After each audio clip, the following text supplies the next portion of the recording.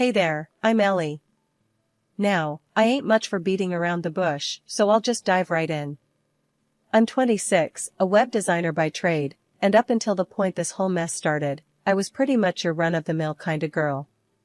Worked for a big company, had a small but tight circle of friends, and lived a life that didn't have too much excitement. That all changed at a party thrown by some mutual friends.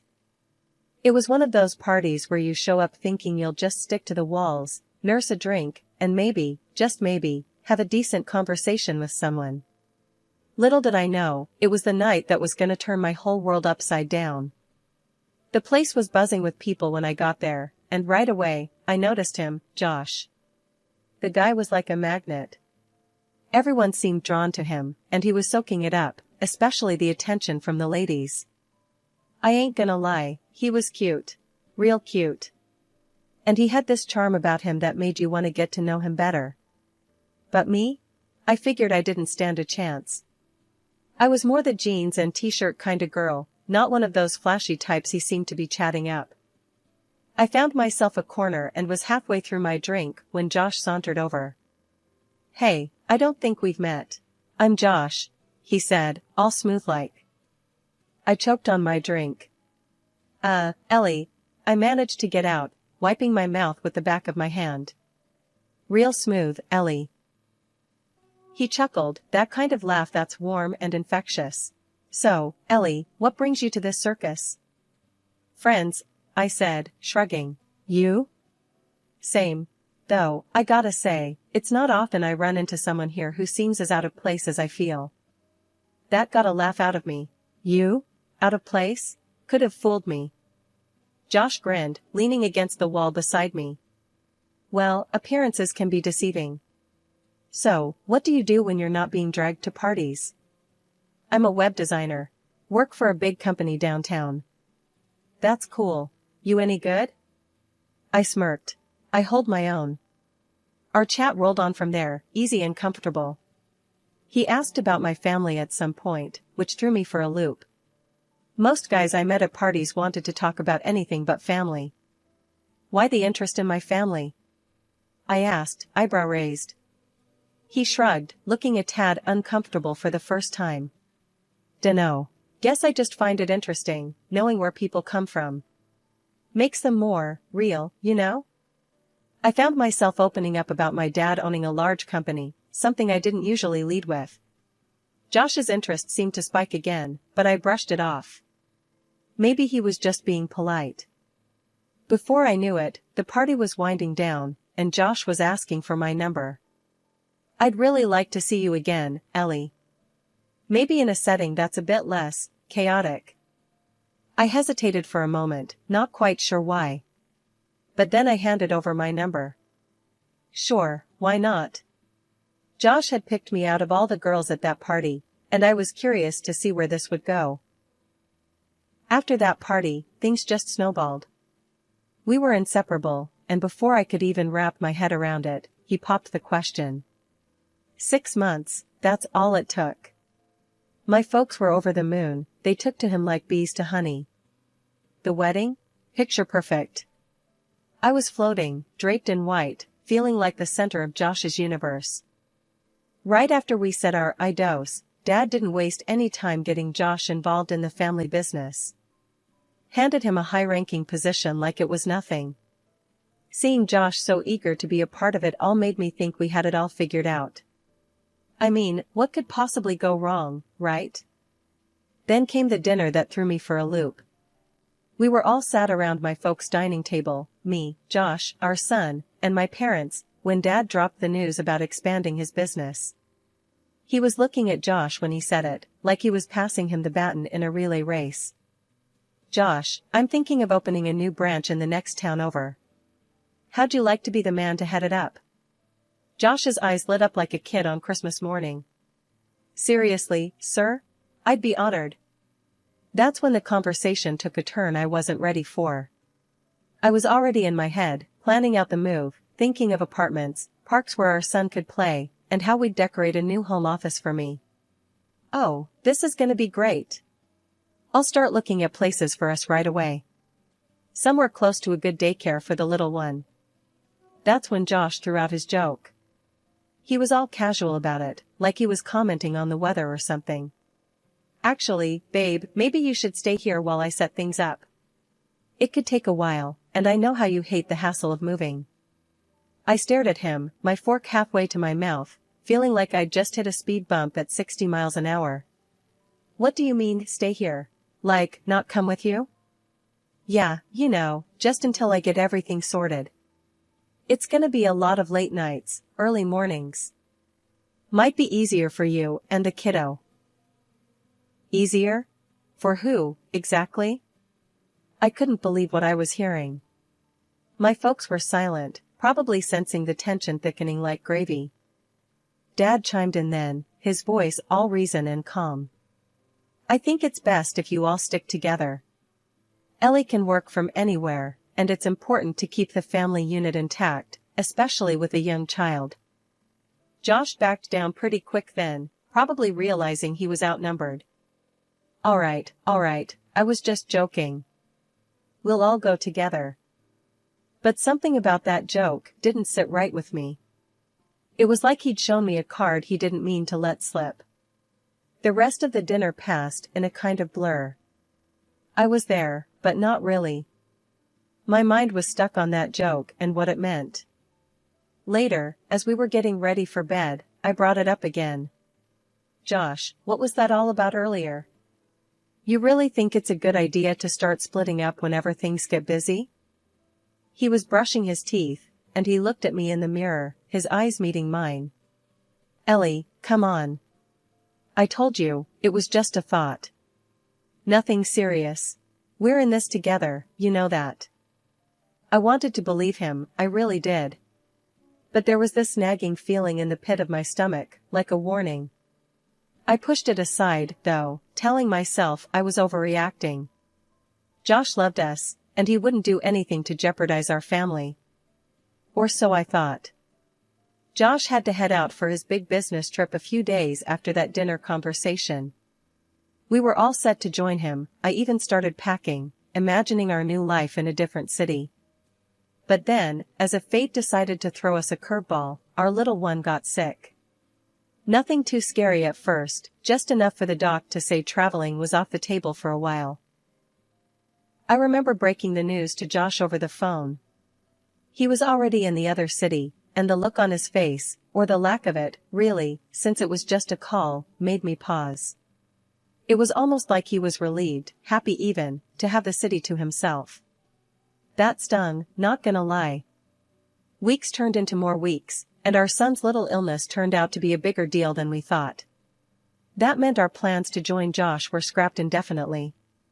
During this time, Josh's calls became more of a rarity, each one filled with the same old "I'm fine, I miss you guys," but somehow, it felt hollow. One night, after putting the little one to bed, I finally got Josh on a call.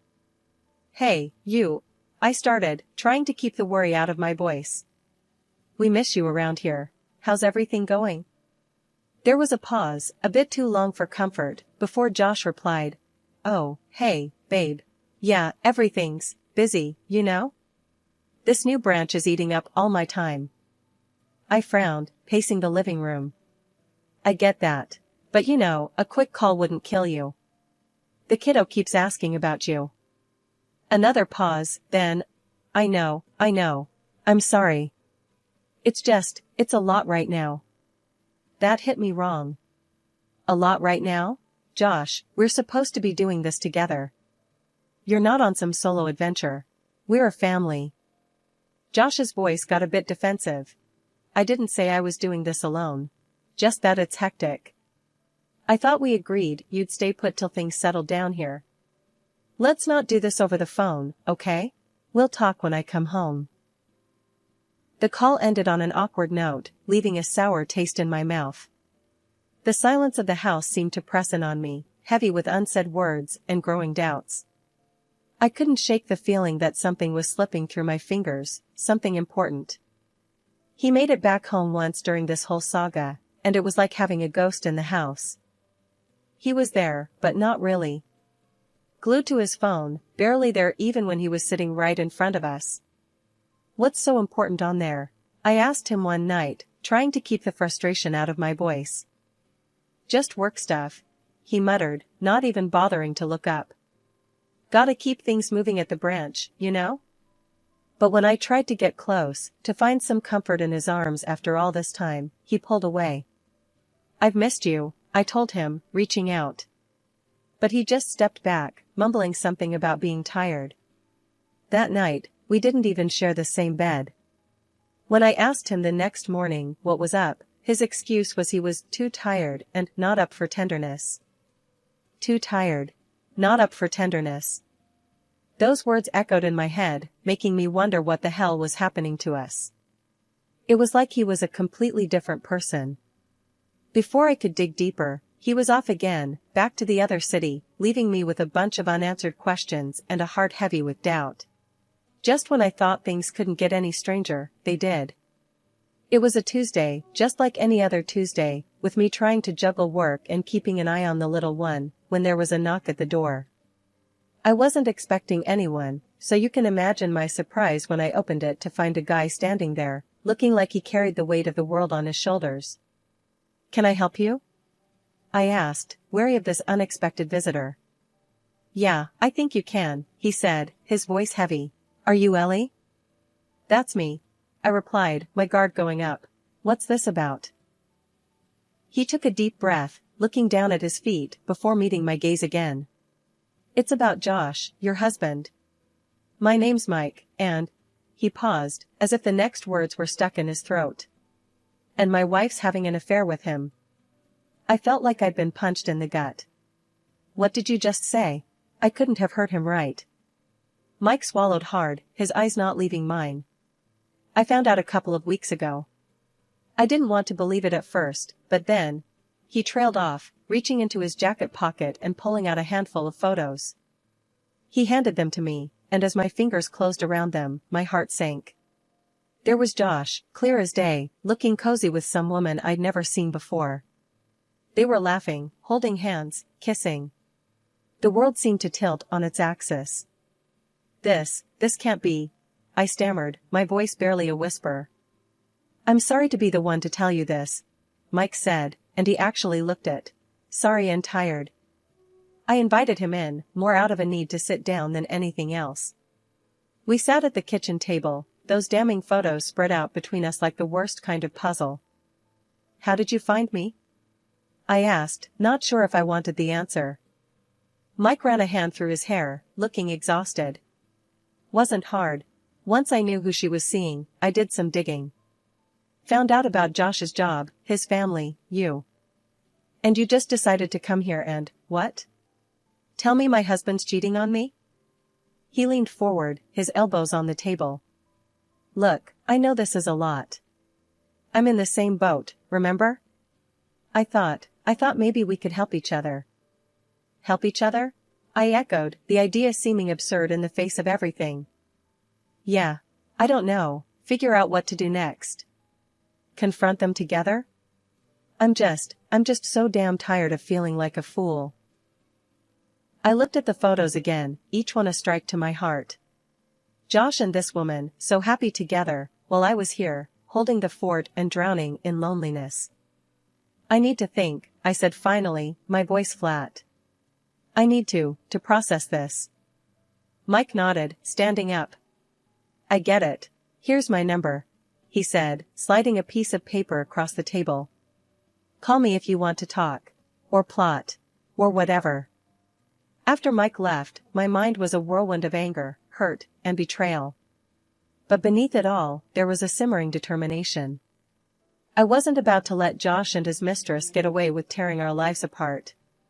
So, when I finally picked up the phone and called Mike, it was with a resolve I didn't know I had. "Mike, it's Ellie. I've thought about it, and you're right. We need to do something." There was a pause on the line before he answered. "Ellie, I wasn't sure you'd call. So, what's the plan?" I took a deep breath, my hands shaking. "We catch them in the act. Get the evidence we need to nail them. No more doubts, no more lies." Mike was quiet for a moment, then, "Okay, I'm in. How do we do this?" The next few days were a blur of planning. I left my baby with my parents, saying that I needed to see Josh urgently. Then I found a way to rent an apartment right next to the one where Josh was living with his mistress. It felt like something out of a spy movie, sneaking around, trying to stay under the radar. The day I moved in, Mike came over to help set things up. As we sat at the kitchen table, surrounded by boxes and surveillance equipment, Mike looked at me. "You sure about this, Ellie? There's no turning back after." I nodded, my jaw set. I've never been more sure about anything. He's not getting away with this. We spent hours setting up, going over every detail of how we'd catch them. The walls were thin, which worked in our favor, allowing us to hear nearly everything from the next apartment. The waiting was the hardest part. Days passed with little to no activity, then, finally, we heard them. Josh and his mistress, their voices carrying through the walls, laughing, talking like they didn't have a care in the world. It was nauseating. Mike and I exchanged looks, the reality of the situation sinking in. "This is it," he whispered, his hand reaching for the recorder. We captured everything, every lie, every intimate moment. It was more than enough to prove their affair, but we needed the final piece of the puzzle. We needed to catch them physically together, in the act. That opportunity came sooner than we expected. We overheard Josh ordering delivery, their casual banter about what to watch on Netflix filtering through the walls. "This is our chance," I said, my heart pounding. "You knock, pretend to be the delivery guy." Mike left, and I waited, my heart in my throat. Moments later, there was a knock at their door, followed by the surprised voices of Josh and his mistress. Walking into that apartment, my heart hammered against my ribs like it was trying to break free. Josh and his mistress were caught off guard, the surprise written all over their faces. Josh was the first to recover, though his voice shook as he spoke. "Ellie, what are you doing here?" I crossed my arms, my gaze flicking between him and the woman wrapped in a sheet on the couch. "Really, Josh? You're going to stand there and play dumb?" His mistress, now realizing who I was, tried to shrink into the couch, her eyes wide with fear. Mike stepped forward, his voice was ice cold. "We know everything, Josh. You and her," he nodded towards the woman, "have been sneaking around behind our backs." Josh's face went pale, his usual smooth charm nowhere to be seen. "Look, Ellie, I can explain." "Save it," I snapped, cutting him off. "We've got all the proof we need. Isn't that right, Mike?" Mike held up his phone, the recordings just a tap away. "Everything. Conversations, pictures.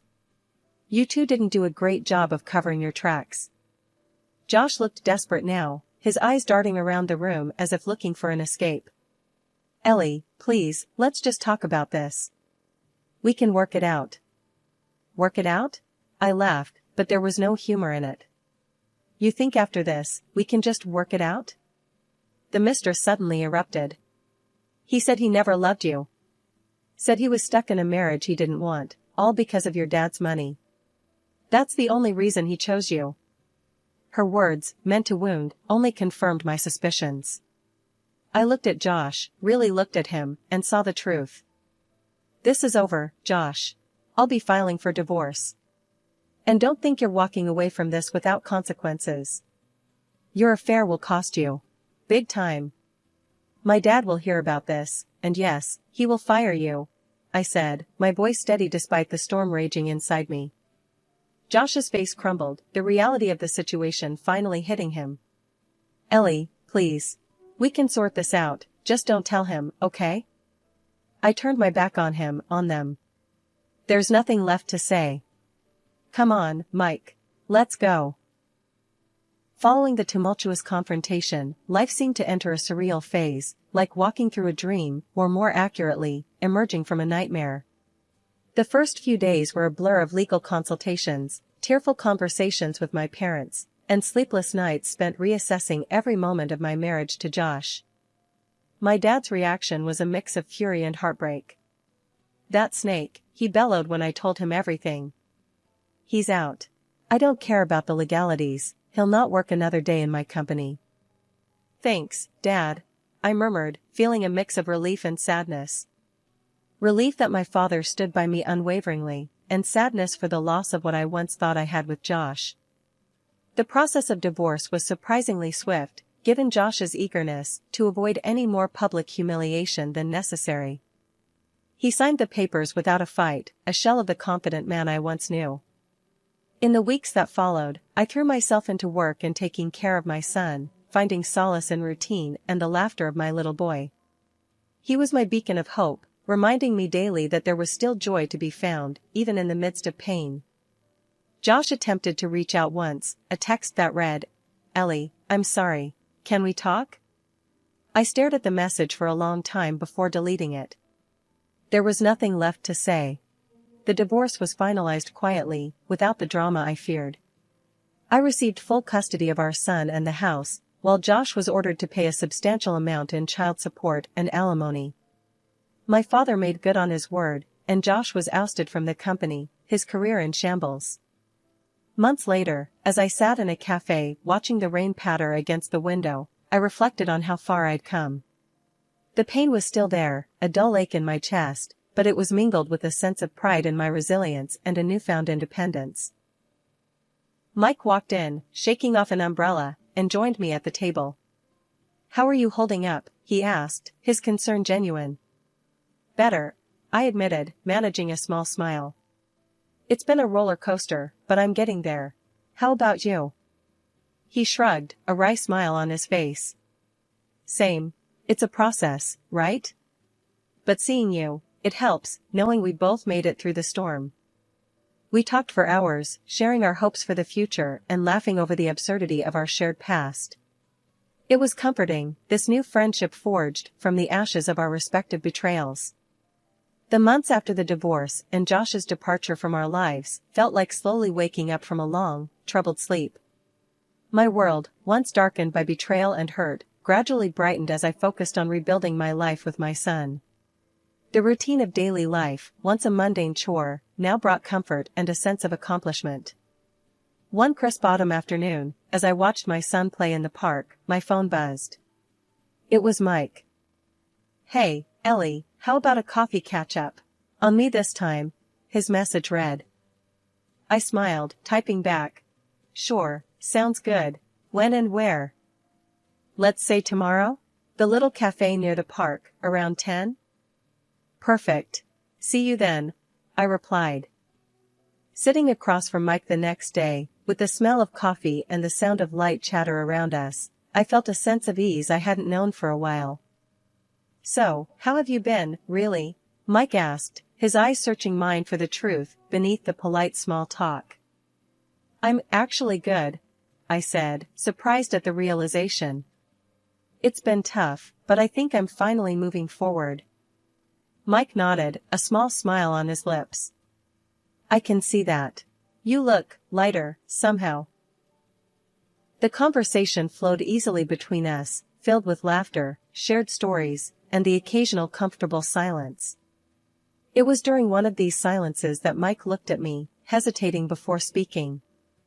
"Ellie, I've been wanting to tell you something," he started, his voice serious. "Throughout all this mess, getting to know you has been the silver lining for me." I felt my heart skip a beat, unsure of where he was going with this. He took a deep breath. "What I'm trying to say is, I like you, Ellie. More than just a friend." The confession hung in the air between us, charged with possibility. I looked at Mike, really looked at him, seeing the man who had stood by me through the darkest of times, who made me laugh when I thought I'd never be able to again. "Mike, I started, my emotions a whirlwind. I didn't expect to hear that. But I'd be lying if I said I hadn't thought about us, too." As we left the cafe, walking side by side, I felt a flutter of excitement for the first time in a long while. The path ahead was uncertain, and the scars of the past still lingered, but for the first time, I felt ready to explore the possibility of a new beginning. "Here's to new beginnings," Mike said, raising an imaginary glass as we reached the park where my son played. "To new beginnings," I echoed, my heart full of hope. The laughter of my son reached us, a sweet melody that filled the air around us. As I watched him play, I realized that while the past would always be a part of me, it no longer defined me. I was moving forward, step by step, into a future that was mine to shape. And as Mike and I stood there, watching my son together, I couldn't help but feel that, maybe, just maybe, we were stepping into that future together.